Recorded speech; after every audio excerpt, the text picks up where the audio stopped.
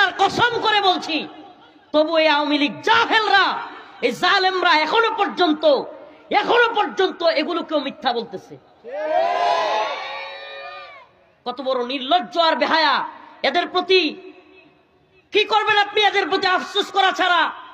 আল্লাহ পাক বলেছেন খতামাল্লাহু আলা কুলুবিহিম, আল্লাহ এদের অন্তরে সিলমোহর মেরে দিয়েছে। ওয়া আলা সামঈহিম, এদের কানের মধ্যে আল্লাহ সিলমোহর মেরে দিয়েছে। ওয়া আলা আবসারিহিম, এদের চোখের মধ্যে আল্লাহ সিলমোহর মেরে দিয়েছে। এরা দেখেও দেখবে না, শুনেও শুনবে না।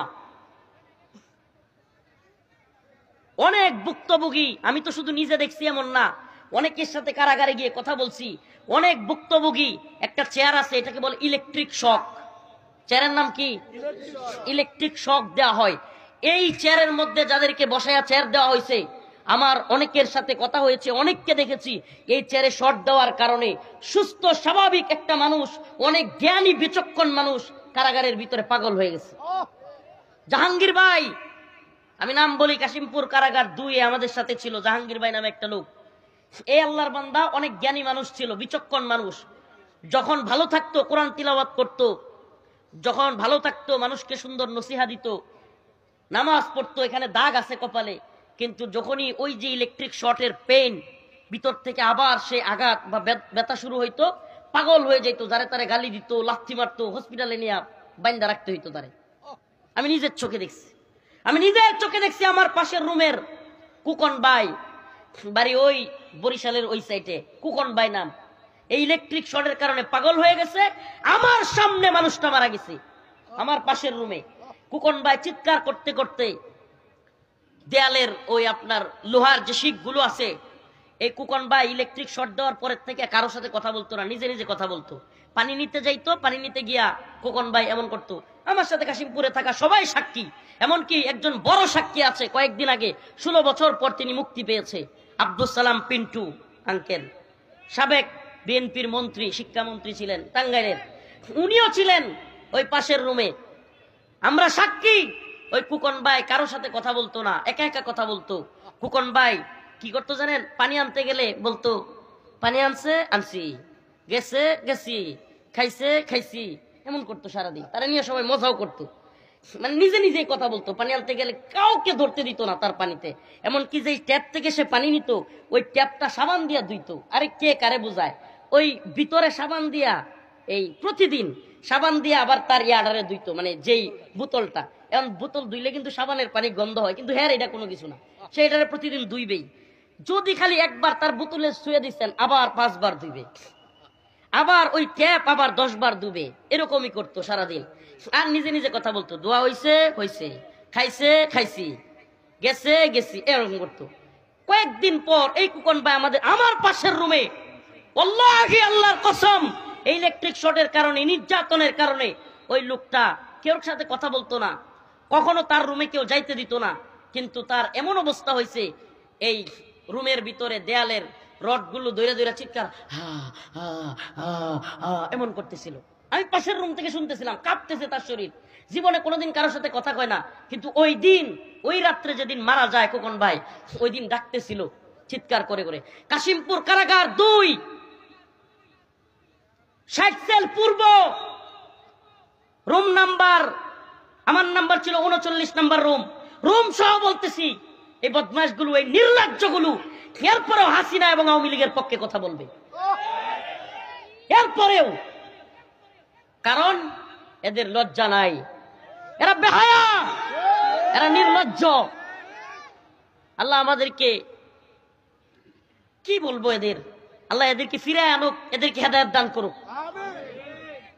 নিজের চোখে দেখা অনেক ঘটনা যেগুলো আগে মনে নাই, আজকে আয়নাগর দেখে কলিজা ফাইটে যাচ্ছে। আজকে পোস্ট করছি, আমার অনেক পরিবারের অনেকেও আত্মীয় স্বজন আওয়ামী লীগ আছে, আজকে ফেসবুকে কষ্টে পোস্ট করছি। ওই দিনগুলোর কথা মনে পড়ে গেছে, হঠাৎ করে ওই নির্যাতনের ওই স্টাইল, ওইগুলো দেখা আমাকে ওই চেয়ারে বসানো হয়েছে। ওইগুলো দেখার পরে আজকে ফেসবুকে পোস্ট করলাম, আওয়ামী লীগ যারা করবে, এখনো পর্যন্ত ওই জালেমদের পক্ষ যারা নিবে, এখনো পর্যন্ত যারা এই গুম খুন, গণহত্যা, নির্যাতন, নিপীড়ন, আলেমদের উপর জুলুম, আলেমদেরকে নির্যাতন করে ফাঁসি দিয়ে মেরে ফেলা, আলেমদের দাড়ি ধরে টেনে হিচড়ে নিয়ে যাওয়া, এত জুলুমের পরেও এদের আমি ব্যক্তিগতভাবে আমি সিদ্ধান্ত নিয়েছি এদেরকে বয়কট করার। সমাজে আমি বলি আপনারা সামাজিকভাবে এখনো পর্যন্ত যারা তওবা করে ফিরে আসবে না এদেরকে সামাজিকভাবে বয়কট করুন। এদের বিবাহ দিতে যাবেন না, এদের সাথে সন্তান বিয়ে দিবেন না, এদের জানাজায় পর্যন্ত শরীক হবেন না।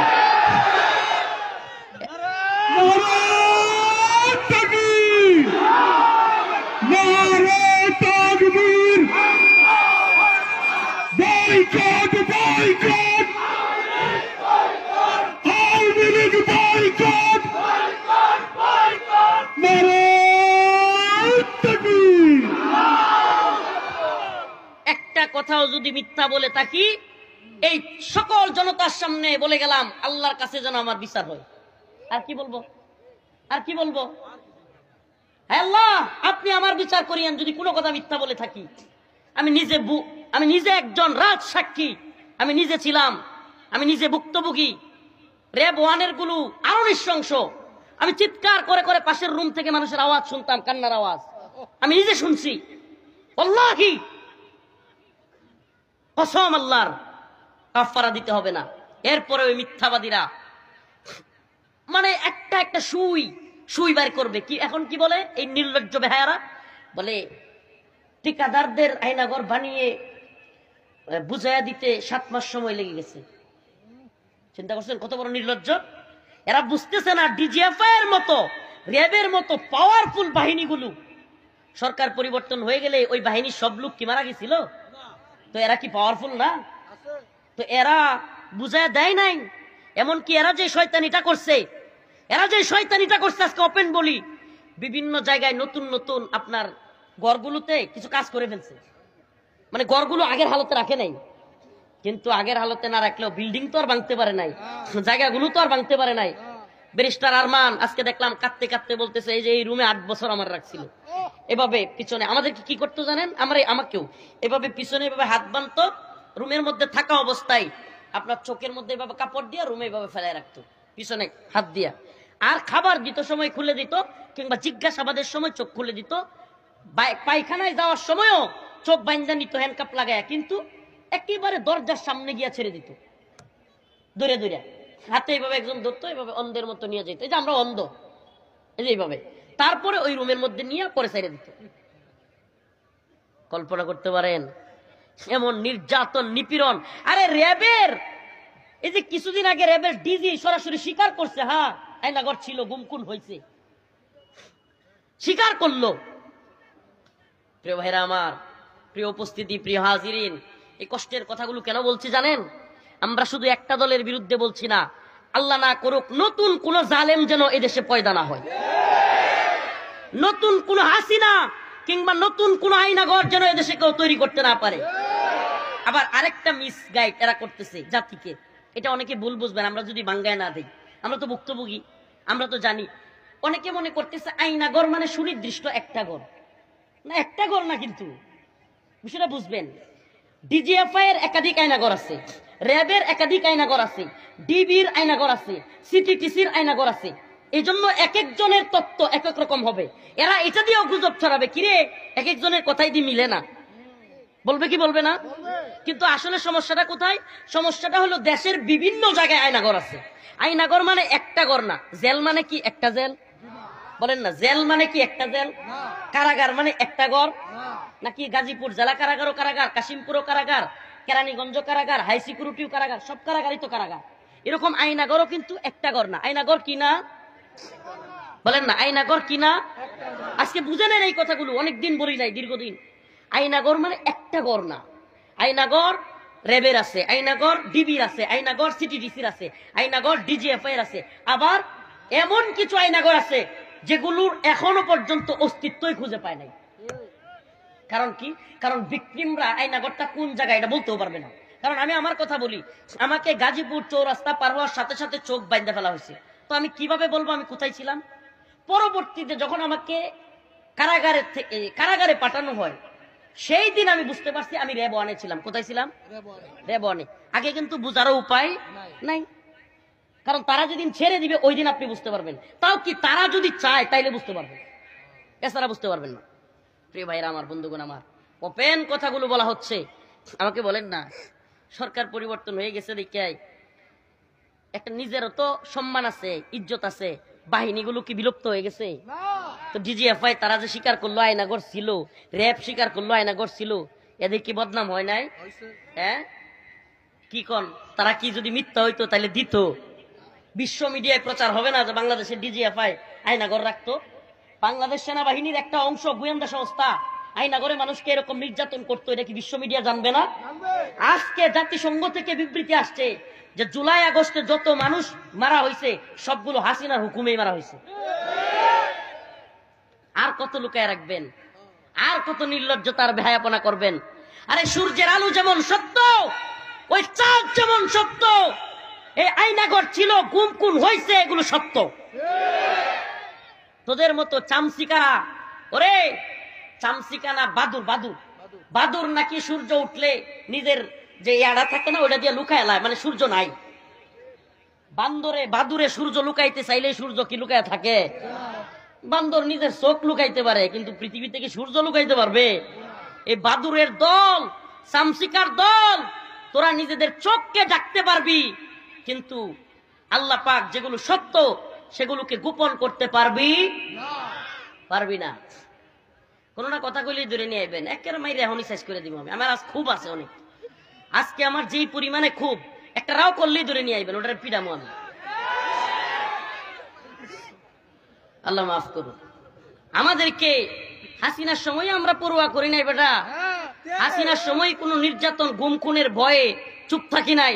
আর আজকে কলিজারা ফাইটে যাচ্ছে। আজকে আমার এক মামুরে আমি বলে দিছি যে আমার সাথে সম্পর্ক রাখতে হইলে, কথা বলতে হইলে ওপেন ঘোষণা দিতে হবে অনলাইনে যে আমি আর জীবনে কোনোদিন আওয়ামী লীগ করবো না।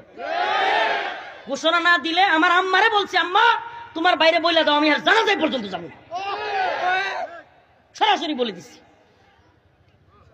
কারণ যারা কিনা এই জুলুম নির্যাতনের এখনো পক্ষে দাঁড়াবে, এরা দেশের দুশ্মন, এরা জাতির শত্রু, এরা জাতীয় খাদ্দার। প্রিয় ভাইরা আমার, বন্ধুগণ আমার, ফাইদা রাকিবু ফিল ফুলক দাউল্লাহ মুখলিসিনা লাহুদ্দিন ফালাম্মা নাজ্জাহুম মিনাল বার ইযা হুম মুশরিকুন। আমি আবারও বলতেছি, আয়াতের আলোচনায় যাওয়ার আগে, কোন বদমাশের যদি সংশয় থাকে পারলে আমার কাছে আসিস।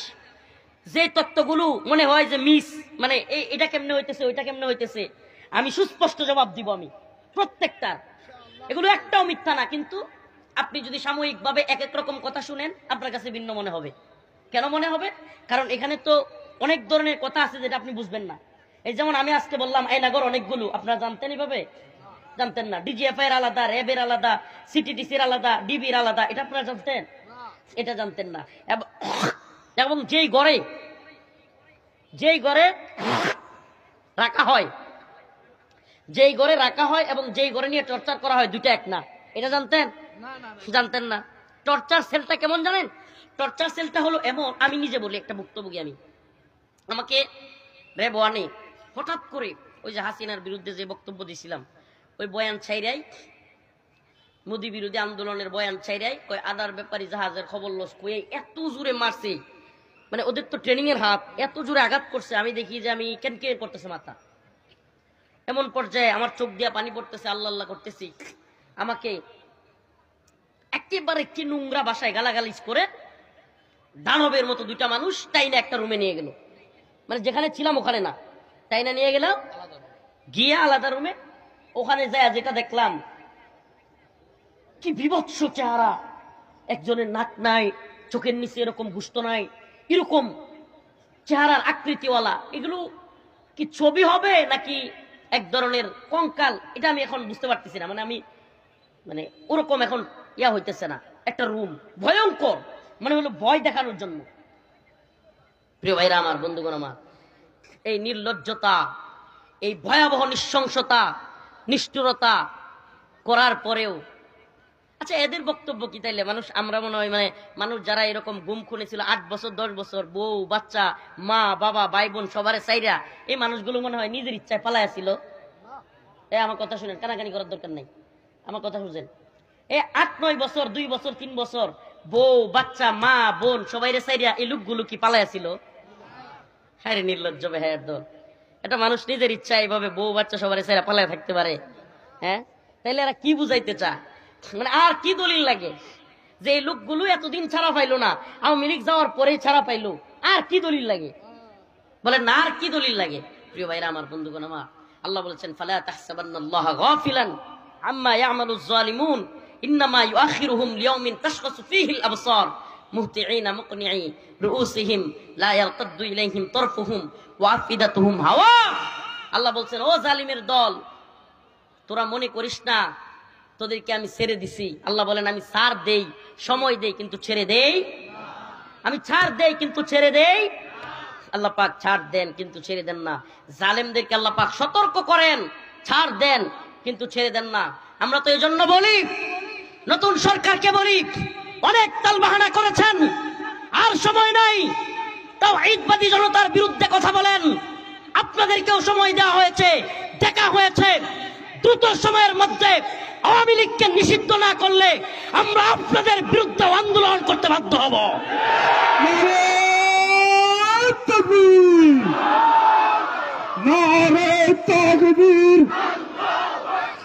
আওয়ামী লীগের দালালেরা হুঁশিয়ার সাবধান, ভারতের দালালেরা দিল্লি না ঢাকা, ঢাকা ঢাকা নারে তাকবীর। প্রিয় ভাইরা আমার, বন্ধুগণ আমার, মিসগাইড হবেন না প্লিজ, মিসগাইড হবেন না, আমাদেরকে ভুল বুঝবেন না। আমরা পারতাম আপনাদেরকে নামাজের নসিহা, রোজার নসিহা এগুলো করতাম, কিন্তু আজকের আলোচনাগুলো এগুলো এই জন্য করতেছি, প্রিয় ভাইরা আমার, বন্ধুগণ আমার, মানুষকে ধোঁকা দিয়ে যদি জালেমরা আবারও কোনোভাবে আসার চেষ্টা করে, আপনারা যেন ভুল না বুঝেন, আপনারা যেন ধোঁকা না খান। আল্লাহর পক্ষ থেকে আমরা যেহেতু এই নির্যাতনের শিকার হয়েছি, আমাদের দায়িত্ব, আমাদের কর্তব্য তাদের জুলুমগুলো আপনাদের সামনে বলা, আপনাদের কাছে বলা।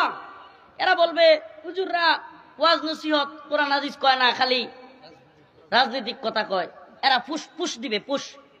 আমি বলি, তুই কোরআন হাদিসের কি বুঝিস? জালেমদের বিরুদ্ধে কথা বলা সবচাইতে বড় উত্তম আমল। জালেমদের বিরুদ্ধে কথা বলা উত্তম জিহাদ। আজকে যে সমস্ত জালেমরা আমাদের উপর জুলুম করেছে, এখনো পর্যন্ত জুলুম করার প্ল্যান করছে। গাজীপুর একটা ছেলেকে দেখলাম কুপাইছে, আজকে সেই ছেলেটা মারা গেছে। এই 9টার সময় তার জানাজা, চলে 9টার সময়। ছেলেটার নাম মনে হয় করিম না কি নাম, আবুল কাসেম, ছেলেটাকে মেরে ফেলছে। এখনো পর্যন্ত আওয়ামী লীগের চিহ্নিত কিছু লোক, তাদের কমেন্ট দেখলাম, কয় উইকেট মাত্র একটা পড়ছে। নাউজুবিল্লাহ, কি নৃশংসরা দেখছেন, কি কয়, মানে তারা আরো মারবে, তারা এদেশের সব মানুষকে প্রয়োজনে মেরে ফেলবে, তবুও তাদের দরকার ক্ষমতা। হায় আফসোস, হায় আফসোস, তুমি কাকে মারছো? তুমি কাকে মারছো? যেই প্রতিবেশীর উপর তুমি আঘাত করো, ক্ষমতার জন্য যাদেরকে মেরে ফেলতে বলো, দিন শেষে তুমি মারা গেলে তারাই তোমার জানাজায় শরীক হয়, দিন শেষে তারাই তোমার খাটিয়া নেয়, দিন শেষে তারাই তোমার লাশ বহন করে, তারাই তোমার কবরে গিয়া সময় দেয়, আর তুমি তাদেরকে মেরে ফেলো। ওই নেতা ওই নেত্রীর কথাই তুমি চলিও না, ওই নেতা ওই নেত্রীর কথায় মানুষের উপর নির্যাতন করিও না, যে তোমাকে রেখে পালিয়ে যায়। তোমার তো শিক্ষা হওয়ার কথা, তোমাকে রেখে পালিয়ে যায় এমন মানুষের জন্য তুমি প্রতিবেশীর উপর আঘাত করো। আল্লাহ এদেরকে বুঝ দান করুক, বলেন আমিন। আমি আয়াতে কারিমা পড়েছিলাম, فَإِذَا رَكِبُوا فِي الْفُلْكِ دَعَوُا اللَّهَ مُخْلِصِينَ لَهُ الدِّينَ فَلَمَّا نَجَّاهُمْ إِلَى الْبَرِّ إِذَا هُمْ يُشْرِكُونَ।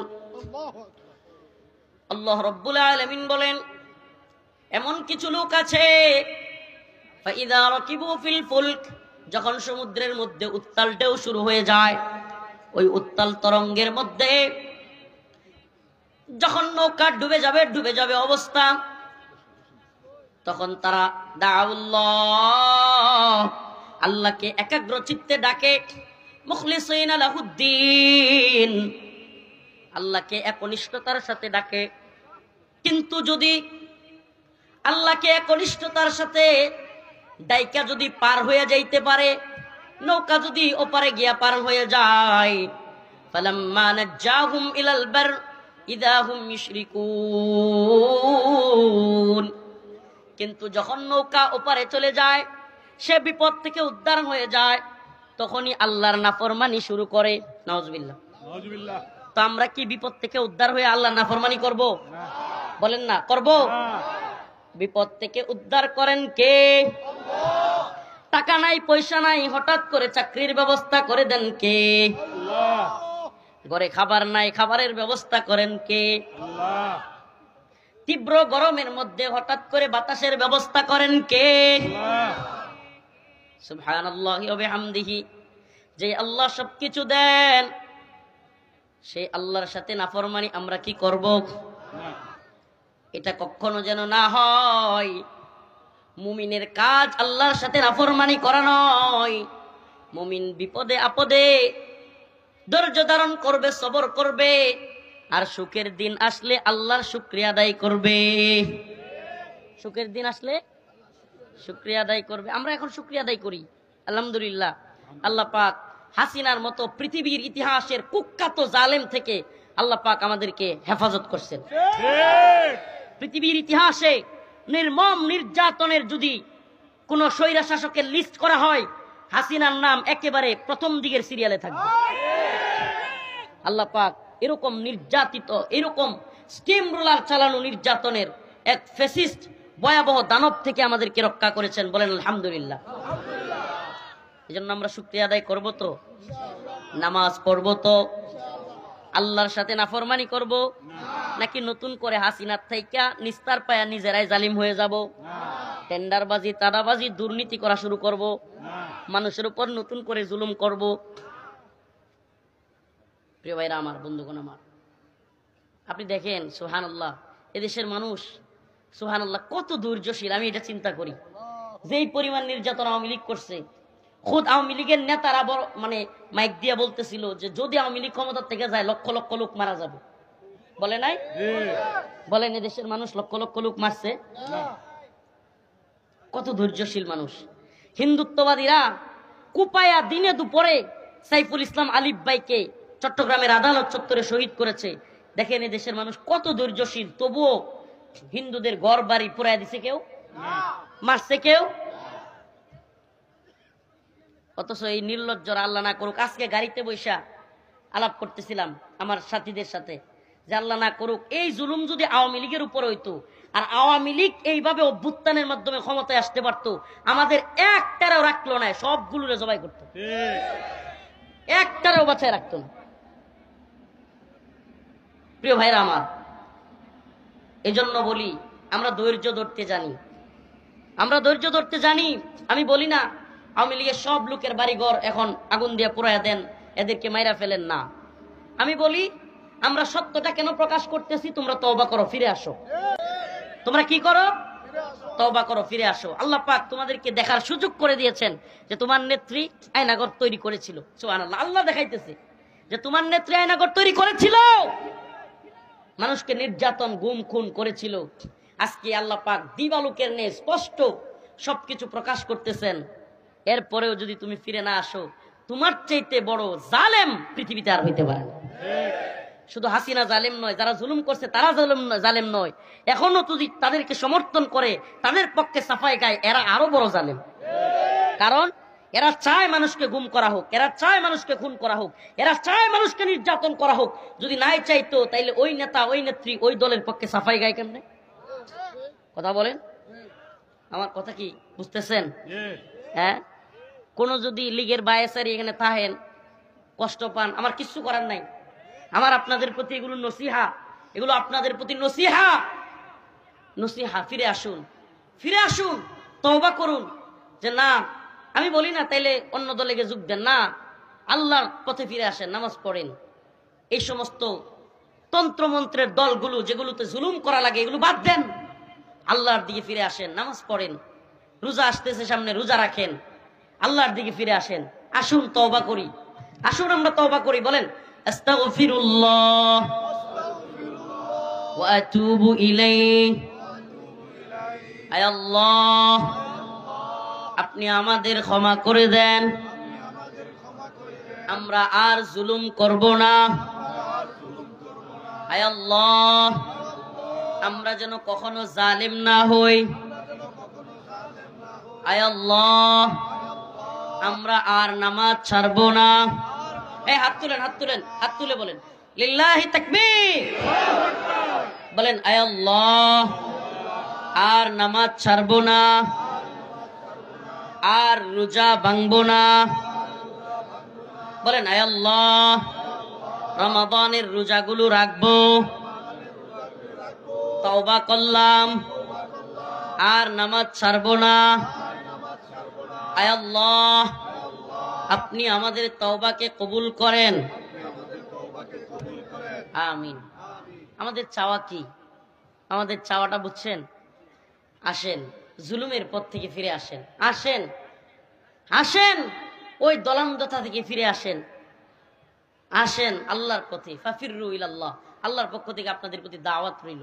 যে যেই দল করেন সবার প্রতি দাওয়াত রইল, আল্লাহর পথে ফিরে আসেন, নামাজের পথে ফিরে আসেন, রোজার পথে ফিরে আসেন, দ্বীনের পথে ফিরে আসেন। আমরা আপনাদেরকে কোন তন্ত্র মন্ত্রের পথে ডাকি না, ক্ষমতার পথে ডাকি না, আমরা দুনিয়ার খায়েশাতের পথে আপনাদেরকে ডাকি না, আমরা ডাকি আপনাদেরকে তওবার পথে।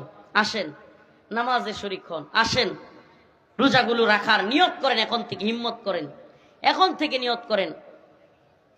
আল্লাহ আমাদেরকে হেফাজত করে, বলেন আমিন। এই তথাকথিত সামনে আসতেছে তথাকথিত ভ্যালেন্টাইন্স ডে, আল্লাহ মাফ করুক, এই 14ই ফেব্রুয়ারি নির্লজ্জতা বেহায়াপনার এক মহড়া। ও যুবক, আমাকে কথা দাও, 14ই ফেব্রুয়ারি শবে বরাত। ও যুবক প্রিয় ভাই, আমাকে কথা দাও, এমন একটা পুণ্য দিনে, এমন একটা কল্যাণকর দিনে তোমরা কোনো পাপাচারে লিপ্ত হবে না। কথা দাও, কথা দাও প্রিয় যুবক। এমন একটা দিনের মধ্যে আল্লাহ পাক তোমাদেরকে পরীক্ষা করতেছেন, এমন একটা পবিত্র দিনের মধ্যে তোমরা যেন কোনো পাপে লিপ্ত না হও।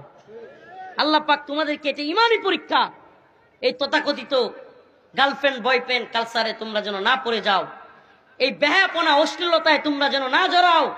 আল্লাহ পাক তোমাদেরকে পরীক্ষা করছেন। এক পবিত্রতম দিন, যে দিনটা হলো রমাদানের প্রস্তুতি নেওয়ার দিন, ওই দিন থেকেই নিয়ত করা, রমাদানের প্রস্তুতি নেওয়া, বেশি বেশি নফল ইবাদত করা, পারলে রোজা রাখতে চেষ্টা করা, 1-2টা এর আগে, রমজানের আগে। কারণ প্র্যাকটিস এই চেষ্টাগুলো করবো তো ইনশাআল্লাহ আমরা। এ প্রিয় যুবক ভাই, কথা দিলা তো কোন ধরনের বেহায়াপনায় লিপ্ত হবে না তো ইনশাআল্লাহ? এ যুবকেরা, কোন ধরনের এই গার্লফ্রেন্ড কালচারে জড়িত হবে না তো তোমরা ইনশাআল্লাহ? আমাদের ভালোবাসা বিয়ের পরে, আমাদের যত ভালোবাসা বিয়ের পরে, কথা কয় না, বিয়ের পরে স্ত্রীকে যে যুবক ভালোবাসলো, তার প্রতিটা মুহূর্তে আল্লাহ পাক ফেরেশতাদেরকে বলেন তার আমলনামায় নিচে লিখো। সুবহানাল্লাহ বলেন। আর তুমি তোমার গার্লফ্রেন্ডকে নিয়ে যতক্ষণ সময় কাটাইলা ততক্ষণ কবিরা গুনাহ জারি, কবিরা গুনাহ, যার একটা গুনাহ জাহান্নামে যাওয়ার জন্য যথেষ্ট। প্রিয় যুবক ভাইদেরকে বলি, আমাদের মুরব্বী বাবাদেরকে, মাদেরকে বলি, এই নিজের পায়ে দাঁড়ানো, এই অজুহাত সেই অজুহাত, 5 লক্ষ 10 লক্ষ টাকার কাবিন মহারানা বুঝা মাথার উপর চাপাইয়া দিয়া বিয়েকে কঠিন না করে আমার যুবক যুবতী ভাই বোনদেরকে দ্রুত বিয়ের ব্যবস্থা করে দেন, দ্রুত বিয়ের ব্যবস্থা করেন। এটা প্রত্যেকটা বাবা মার কাছে আল্লাহর পক্ষ থেকে দায়িত্ব এবং কর্তব্য। যদি কোনো যুবক যুবতী গুনাহে জড়ায়, তার যেমন গুনাহ হবে কবিরা, তেমনি ভাবে যেই মা বাবা ওই যুবক যুবতীকে বিয়ে করাচ্ছে না, তাদেরও গুনাহ হবে, আল্লাহর কাছে জবাবদিহি করতে হবে। বিয়েকে কত কঠিন করে ফেলছে, হায় হায় আফসোস। 10 লাখ 12 লাখ 15 লাখ 20 লাখ মোহরের বোঝা চাপাইয়া দিয়া নিজের পায়ে দাঁড়ানোর কথা বলে, আরে নিজের পায়ে দাঁড়াইছে না, সে কি আমনের পায়ে চলে নাকি?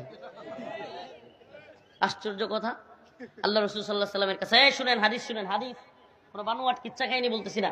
আল্লাহ রাসূল সাল্লাল্লাহু আলাইহি সাল্লামের কাছে এক মেয়ে আসছে, তখনও মুসলমান হয় নাই। বলতেছে, ইয়া রাসূলুল্লাহ, আপনি যদি আমারে বিয়ে করেন তাহলে আমি মুসলমান হব। সুবহানাল্লাহ। আল্লাহ রাসূল মুখ ফিরায় নিলেন, রাজি হলেন না। আবার দ্বিতীয়বার বলতেছে, ইয়া রাসূলুল্লাহ, আপনি যদি আমারে বিয়ে করেন আমি মুসলমান হয়ে যাব। রাসূল সাল্লাল্লাহু আলাইহি সাল্লাম আবারও মুখ ফিরায় নিলেন।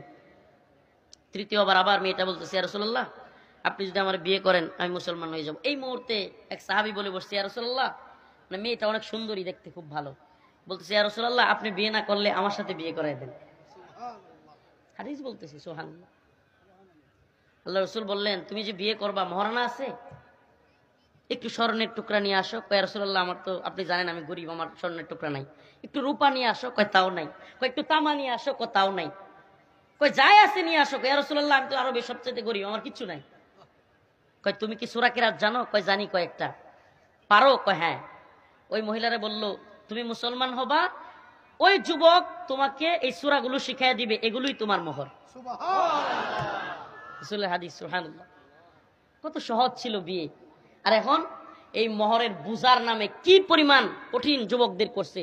ওরে বাবা, 10 লক্ষ টাকা কাবিন, 4 লক্ষ টাকা ওয়াসিল দেওয়ান লাগে। এরপরে হইল গিয়া এই কি এক নিয়ম বানাইছে, বাকিগুলো বাকি রাইখা দেয়। কোথায় পাইছেন এই নিয়ম? স্বামী স্ত্রীর প্রথম রাতের আগেই পূর্ণ মহারণা দেওয়ার নিয়ম। বুঝা চাপায়া দিয়া সব বাকি বাদে কয় পায়া দুইরা মাফ চাই। ওরে শয়তানি। আমি মা বোনদেরকে বুদ্ধি দিয়া দেই, মাফ করবেন না, বলবেন যা টাকা নিয়ে আয়, নাইলে কোনো ধরনের গেট খোলা হবে না, মানে দরজা বন্ধ। সুজা কিসের এই ভণ্ডামি? ইসলামে এই ভণ্ডামির সুযোগ নাই। সব বাকি রাইখা পরে মাফ চাওয়া, কোনো মাফ চাওয়া নাই। এটা উসুল করতে হবে। এজন্য মোহর কম দিতে হবে, যার যতটুকু অবস্থান। আমি তো মূল মোহর তো দিছি, আরো 2-3 লাখ বেশি করে দিছি। কারণ কারণ এটা হলো হক, তার হক আদায় না করলে। এরপরেও মেয়েদের দেখবেন যতই আদায় করেন, এরপরেও আমার এখনো কয় যে পূর্ণ নাকি আদায় হয়েছে না। যতই দেন তারপরে হবে না, তো না হোক, আল্লাহর কাছে তো আর জবাব নাই। হে যা মন চা করি থাক, সে বলবেই। মেয়েদের কাজই বলা, কিন্তু আল্লাহ তো জানে আমি সব দিয়ে দিছি। আমি পই পই করে হিসাব করে দিয়ে দিছি, দিয়ে আরো বেশি দিছি। তো এরপরে যদি না করে তাহলে আমার কিছু করার নাই। কিন্তু বিবাহকে সহজ করা, আমি তো বলি কি, বাবা মারে বুদ্ধি দিয়া যায়। ক্যাম্পেইন করবেন প্রয়োজনে, এলাকার যারা হিতাকাঙ্ক্ষী, ক্যাম্পেইন, বিয়ের ক্যাম্পেইন করবেন, ফজরের নামাজের ক্যাম্পেইন করবেন। 2টা ক্যাম্পেইন চালু করতে পারেন। উলামায়ে কেরাম যারা আছেন, যুবকরা যারা আছো, নামাজ পড়ো। যুবকদের একটা গ্রুপ খুলবা হোয়াটসঅ্যাপে অথবা মেসেঞ্জারে, প্রতিদিন ফজরের সময় এই গ্রুপে ঢুইকাই ফজরের সময় বন্ধু বান্ধবদেরকে বলবা সালাম দিবি। তোরা কি করবি? সালাম দিবি, আসসালামু আলাইকুম। তার মানে সে ফজরের সময় উঠছে। তার মানে কি? আর যারা নক করে নাই, সালাম দেয় নাই, তারা উঠে নাই। প্রমাণ হয়ে গেছে যে কয়জন উঠে নাই আর যে কয়জন উঠছে, যারা উঠছে নামাজ পড়ছে, তারা গিয়া পরের দিন ওই যারা নক করে নাই ফজরের সময়, এদেরকে গিয়া সালাম দিবা, ভাই তুই তো উঠতে পারিস নাই, আসসালামু আলাইকুম, তুই কাজাটা পড়, আর আজকে থেকে আর কাজা করিস না। এই ক্যাম্পেইন চালু করেন। আরেকটা ক্যাম্পেইন হইতে পারে বিয়ের, এটা তো ক্যাম্পেইন ফজর। এটা কি? ক্যাম্পেইন ফজর। সুবহানাল্লাহ। যে ক্যাম্পেইন ফজর চালু করবে, ফজরের নামাজ যে আদায় করবে, তার বাকি 4 ওয়াক্ত নামাজ এমনি এমনি সুন্দর হয়ে যাবে। ফজরের নামাজ সবচেয়ে কষ্ট। আল্লাহ পাক সুবহানাল্লাহ, সালাফগণ বলেন আল্লাহ পাক ফজরকে এমন একটা সময় রাখছেন যে মুনাফিকরা ফজর চাইলেও আদায় করতে পারবে না। মানে মুনাফিক পারবে না, আর মুমিনের জন্য অসম্ভব না। সুবহানাল্লাহ। মানে আল্লাহ পাক ফজর রক্তটাকে এমন একটা সময় রাখছেন, দিন থেকে রাতকে যেমন ফজর আলাদা করে দেয়, ফজরের নামাজ কি করে দেয়? দিন থেকে রাতকে আলাদা করে দেয়। তেমনি ভাবে ঈমান থেকে নিফাককেও ফজর আলাদা করে দেয়। সুবহানাল্লাহ কোন না? দিন থেকে রাতকে আলাদা করে কোন নামাজ? ফজর। তেমনি ভাবে মুমিন থেকে মুনাফিকদেরকেও আলাদা করে কোন নামাজ? সুবহানাল্লাহ। সালাফগণ, আমাদের আকাবিরগণ বলেছেন যে ফজরের নামাজটা আল্লাহ পাক এমন ওক্তে দিয়েছেন যে মুমিনের জন্য অসম্ভব না, মুনাফিকের জন্য সম্ভব না। মুমিনের জন্য কষ্টকর কিন্তু অসম্ভব না, কিন্তু মুনাফিকের জন্য অসম্ভব, সম্ভবই না। সুবহানাল্লাহ। তাইলে ফজরের নামাজ আদায় করবো তো। আরেকটা ক্যাম্পেইন বিয়ের, উলামায়ে কেরাম নিতে পারেন, এটা অনেক সওয়াবের ভাগীদার হবে। এই জিনা মুক্ত সমাজ গড়ার জন্য আল্লাহ পাকের কাছে আপনারা আরশের নিচে ছায়া পাবেন। সুবহানাল্লাহ। এটা কিভাবে সম্ভব? একেবারে সম্ভব, গার্ডিয়ানরা সচেতন হলেই হয়। মেয়ের বাড়ি থেকে কোনো কিছু আশা করবেন না, সাবধান। কি হবে তাইলে? সহজ বিয়ে। মেয়ে ছেলে দেখবে অল্প মহারানা, অল্প মহারানা। এরপরে কি? একটা ছাগল, একটা বকরি জবাই হবে, ছোট্ট অলিমা। অলিমা হবে ছেলের বাড়িতে। কোথায়? মেয়ের বাড়িতে এই গাট্টি বইরা লোক গিয়া খাওয়া এটা নাজায়েজ। সুস্পষ্ট ভাবে বলি, উলামায়ে কেরাম এখানে আছেন, মেয়ের বাড়িতে 100 জন 200 জন নিয়ে খাওয়া কি নাজায়েজ। কিন্তু অলিমা যত বড় করতে পারেন এটা সমস্যা নেই, কিন্তু অলিমার বোঝাও চাপায়া দেওয়া যাবে না। অলিমা যদি যতটুকু অবস্থান, আমি তো বলি আল্লাহ রসুল বলেছেন, এটা আমার কথা না, আল্লাহ রসুল বলেছেন যেই বিয়েতে খরচ যত কম সেই বিয়ে তত উত্তম। সুবহানাল্লাহ কোন? যেই বিয়েতে খরচ যত কম সেই বিয়ে। এই মহরে ফাতেমির নামে, মহরে ফাতেমি নতুন এক প্রথা চালু হয়েছে, উলামায়ে কেরাম আসছেন, মহরে ফাতেমি কি ওয়াজিব না ফরজ? কোনো কিছুই না, মহরে ফাতেমি দিতেই হবে। এই বাধ্যবাধকতা কে করছে আপনারে? মহরে ফাতেমি এখন অনেক টাকা চলে আসে, এত টাকাও মোহর দিতে হবে, এটা বাধ্যবাধকতা নাই। মহরে ফাতেমিও যদি কেউ দিতে না চায়, এখন মহর আর এই কাবিন নামা বড় কেন করে? সংসারটা যদি ভাঙ্গা যায়। আরে মিয়া, টাকা দিয়া কি আপনি সংসার কিনছেন? তাইলে বদমাইশি করেন, টাকা দিয়া সংসার আটকানো যায়? কাবিন কোনোদিন বিয়ে আটকাইতে পারছে?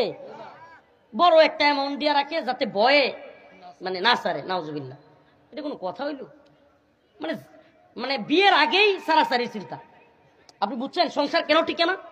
এত সংসারে বিচ্ছেদ কেন? কারণ শয়তানি তো আগেই, বাবা মার মাথায় শয়তানি, স্বামী স্ত্রীর মাথায় শয়তানি, যে মোহর কম দিলে ফায়দা কি, ছেড়ে দেওয়া যাবে সহজে। নাউজুবিল্লাহ, নাউজুবিল্লাহ। আমার স্ত্রীকে যদি আমি 1 টাকাও মোহর দিতাম তবু কি আমি ছাড়তাম? আমাকে সারা দুনিয়া দিয়ে দেওয়া হলেও কি আমি আমার স্ত্রীকে ছাড়বো নাকি? উলামায়ে কেরাম তাদের স্ত্রীকে সবচেয়ে বেশি ভালোবাসে। আলেমদের কাছে মেয়ে বিয়ে দিলে সুবিধা কি? কারণ আলেমরা জানে তারা পরকীয়া করতে পারবে না, অন্য নারীদের কাছে যেতে পারবে না, এজন্য স্ত্রী ছাড়া তাদের উপায় নেই। আর জেনারেলরা বলতেছি না সবাই খারাপ, কিন্তু বাস্তবতা কি? একজন আলেম সে কি চাইলেই কি অন্য মেয়ের কাছে যেতে পারবে? কিন্তু একজন প্যান্ট শার্ট কুটসুট পড়ুয়া যে কোনো মেয়ে নিয়ে হাঁটতে পারবে। একজন আলেম, সমাজের পরিচিত আলেম, জীবনে কোনোদিন একটা মেয়ে নিয়ে এভাবে হাঁটতে পারবে? পর্দা না কইরা সম্ভব? এজন্য বলি প্রিয় ভাইরা আমার, বন্ধুগণ আমার, দিনদার ছেলে বাছাই করবেন, আলেম না হোক, আলেম না হোক, দিনদার ছেলে বাছাই করবেন বিয়ের ক্ষেত্রে। দিনদার যে নামাজ পড়ে। মিয়া ভাই, এটা কথা বলে যায়, এটা আমি প্রায়ই বলি, বাবাদেরকে বলি, মেয়েদের বাবা মাদেরকে বলি, যেই ছেলেটা এই শীতের রাত্রে ঠান্ডা পানি দিয়ে অজু কইরা ফজরের নামাজ প্রথম কাতারে আদায় করে, তার রবের হক আদায় করে, বিশ্বাস করেন এই অবস্থায় যে ছেলেটা তার রবের হক আদায় করে, সে জীবনেও আপনার মেয়ের হক নষ্ট করবে না। ওই দিনদার ছেলের কাছে বিয়ে দেন। দুনিয়ার টাকা পয়সা দিয়া দেখিয়া, বাড়ি গাড়ি, বিরাট ব্যাংক ব্যালেন্স, বিরাট ব্যাংকে চাকরি করে, ব্যবসা করে, এই করে সেই করে দেখিয়া, কোটি কোটি টাকা দেখিয়া বিয়ে দিবেন, দিন শেষে সংসার ফুটুস। আমি বলতেছি না সব বড় লোকরা খারাপ না, কিন্তু অধিকাংশই এমন যে টাকা পয়সা দিয়ে যারা বিয়ে দেয়, বিবাহ বিচ্ছেদ বেশি হয়। দিন দেখি, কি দেখে? দিন দেখে, নামাজ পড়ে কিনা, পর্দা করে কিনা, পরিবারটা ভালো কিনা, বংশীয় ভাবে ভালো কিনা, গরিব হোক গরিব হোক, কিন্তু আত্মমর্যাদা আছে, সমাজের মধ্যে তার মর্যাদা আছে। কেন? কারণ গরিব হইলেও তার স্বভাব ভালো, মানুষ সম্মান করে, এরকম দেখে। প্রিয় ভাইরা আমার, বন্ধুগণ আমার, ক্যাম্পেইন ফজর, ক্যাম্পেইন বিয়ে, দুইটা জিনিসের দায়িত্ব দিয়ে গেলাম আপনাদের এলাকাবাসীকে। আর হলো 3 নাম্বার, প্রথম দিকের আলোচনা হলো আওয়ামী লীগ বয়কট, এটা আবার ভুলে যায় না। 3টা জিনিস, ক্যাম্পেইন ফজর, ক্যাম্পেইন বিয়ে, আওয়ামী লীগ বয়কট। আওয়ামী লীগকে সামাজিক ভাবে বয়কট করেন, বিশ্বাস করেন এরা ভালো হবে সামাজিক ভাবে। কোন আওয়ামী লীগের সাথে, আওয়ামী লীগ করে, ছাত্রলীগ করে এমন ছেলের কাছে মেয়ে বিয়ে দিবেন না, সাবধান। তাইলেই দেখবেন মানুষ হবে। প্রিয় ভাইরা আমার, বন্ধুগণ আমার, আমাদের কাজ হলো এদেরকে ভালো করা, ওই পথে ছেড়ে দেওয়া না। যেই পথ হিন্দুত্ববাদীদের পথ, যেই পথ দালালির পথ, সেই পথে মুসলমানদেরকে ছেড়ে দেওয়া আমাদের কাজ। কোন মুসলমানকে হিন্দুত্ববাদীদের পক্ষে, আরে আওয়ামী লীগ বর্তমানে সবচেয়ে ভারতের পক্ষে। ইবনে তাইমিয়া রাহিমাহুল্লাহ বলছেন, কোন ব্যক্তি যদি কাফেরদের পক্ষে থাকে, মাথায় কোরআন নিয়েও আসে, তবুও সে কাফের। কাফেরদের পক্ষ থাকলে সে কি? মুসলমানদের বিরুদ্ধে গেলে ইমান থাকবে না। আল্লাহ মাফ করুক। প্রিয় ভাইরা আমার, বন্ধুগণ আমার, এটা একটা জামে মসজিদ।